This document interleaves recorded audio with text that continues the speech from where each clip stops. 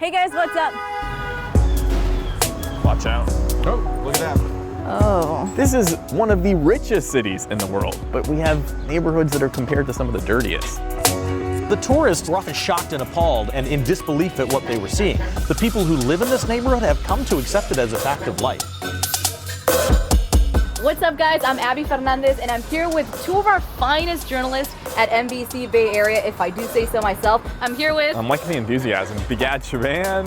I'm Jonathan Bloom. And so I brought them both here to downtown SF because you've both covered a topic that is very prominent here to the community, a topic that is so important, a topic that we're standing on. I think this is something that a lot of people who live and work or even visit San Francisco talk about.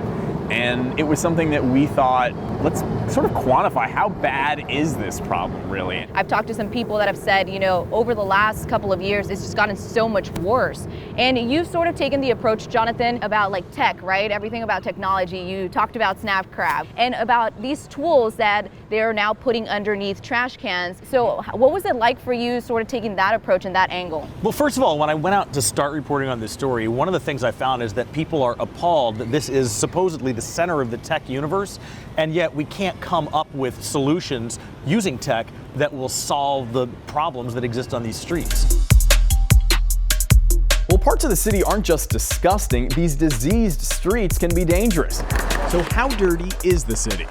I hit the streets with my producer to find out. So take me through how you guys were like walking. I mean, this was 3 days worth, right? How long did you walk for each of those days? I mean, it's pretty much the whole day. So I'd be on one side of the sidewalk here, and then my producer Robert would be on the other side over there. Okay. And we'd each have a clipboard, a sort of checklist, where we'd actually just walk just like this, and we'd see if there was any trash here, and we'd take photos, we'd take video, and then we'd also count how many piles of feces we'd find. Oh, you smell that? Even I feel like my eye's darting right now, and I feel like, yeah, I feel like I can never walk the streets of San Francisco the same. I don't want to finish your bottle, but can I have some? Okay.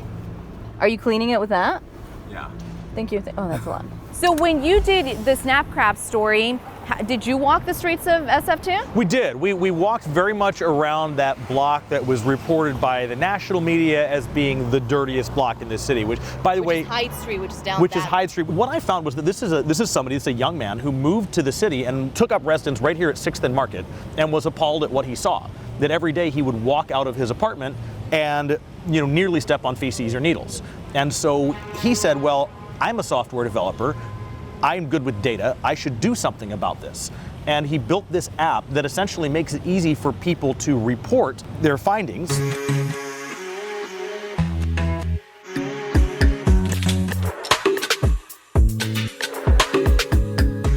How do you feel as an investigative reporter just going around and knowing that this city, you know, is full of trash? Well, I think it's this crazy juxtaposition. I mean, there are obviously parts of San Francisco that are pristine and beautiful and amazing and tend to look like that pretty frequently. But then you have other parts that have literally been compared to slums. We talked to an infectious disease expert. You know, I mean, he is a guy who literally wrote the book about some of the dirtiest slums in the world. And ultimately, when we showed him what we found, I mean, he was pretty direct. I mean, he said it essentially rivals some of the dirtiest slums in the world, which I think when you think about that is just crazy, right?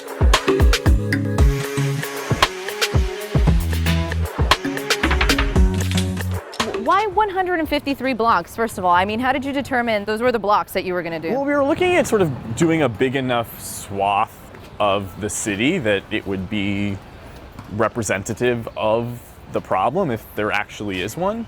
And we also wanted to choose an area that was close to a lot of different things. I mean, schools, police stations, major hotels, right next to Union Square. San Francisco is a fairly small area. You're just talking about 7 miles by 7 miles. And so it's pretty difficult to go through life without crossing the same sections of town. Whereas in LA, for example, I mean, Skid Row has blocks and blocks and blocks of tents, but you could live your entire life in Los Angeles and never actually go through that neighborhood. Here in San Francisco, you're crossing every neighborhood pretty frequently. And when you look at sort of the dollars and cents of it, we actually pick up 20 times less trash than LA, but we actually spend 20 million more dollars doing it. So I think ultimately people sort of scratch their heads and ask why. And Or how does that connect? How does that make sense? And I think that's why people just remain frustrated at this point. You raise a good problem about the visibility of it. This is actually something that Governor Newsom talked about back when he was mayor. He said that San Francisco is unique among big cities in that all of the services and supportive housing for homeless people and people suffering from mental illness are right in the center of the city where everybody can see them. That in New York, you might send those people to get services in the Bronx. But in San Francisco, you send them to a neighborhood that is directly adjacent to downtown and some of the most heavily trafficked tourist areas of the city in order to receive help. And in fact, some of the most common complaints that the Tourism Bureau gets in San Francisco is just how dirty this city is. And in fact, it's often something they note in explaining that they don't intend to come back here. People are just putting trash on it and around it. Well, this is recycling though. Well, this is somebody's trash can from their home or their business, and people have just decided, well, there's a trash can here, and I can't get the lid open, so I'm just going to put my trash on the ground next to it, and that's become a big problem. So we've walked about maybe 3 blocks. It's been quite a few, and I feel like you're a lot more conscious. So for you, Jonathan, these sensors, they were only placed in a particular location or around a certain location here in downtown, right? Yeah, when they put those sensors in, the 1,000 of them, they're doing mostly the neighborhoods that have a lot of tourists in them, frankly, because they are trying to clean up the streets for the visitors. You almost wouldn't know that this is anything more than a regular trash can, but if you look right up in here, you see that little black plastic thing? That is a NordSense sensor.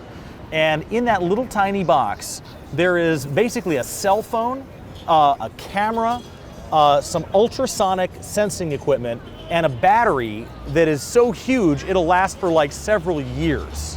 When it's 70% full, it sends an automated message to 311 saying, hey, you probably ought to get somebody out there. Just for background, after our investigative unit did their reporting, a lot of national media came in. What big change, what drastic change have we seen, after this went viral? I mean, I definitely think it's an issue that the city is focused on. After we first started reporting on this, San Francisco has since started a team of people who actually go out and pick up used syringes across town. That's something that's new. Just the syringes? Exactly. They're purely focused on needle pickup. You also have a totally separate team that's focused on cleaning up human feces. So we've talked about the surface issue here. I mean, after your experience reporting on this, what do you think is the real issue here? The real issue is that there's not one issue. There are a lot of complicated problems that have sort of combined together, especially in this part of the city, to make for a really multifaceted, really filthy problem. What do you think? What do you think after you've covered this? What do you feel you've noticed is the real issue here? I think Jonathan's absolutely right. I don't think there is just one quick fix because it's not just one problem. It is an indication of a lot of things. I think a lack of housing, a lack of public restrooms for people. I think, and it's also indicative of a substance abuse crisis and a mental health crisis too. I mean, obviously someone in their right mind who has a bathroom to go to obviously would then not choose to go to the bathroom here. I mean, we're living in a city right now that averages about 70 complaints per day about human feces.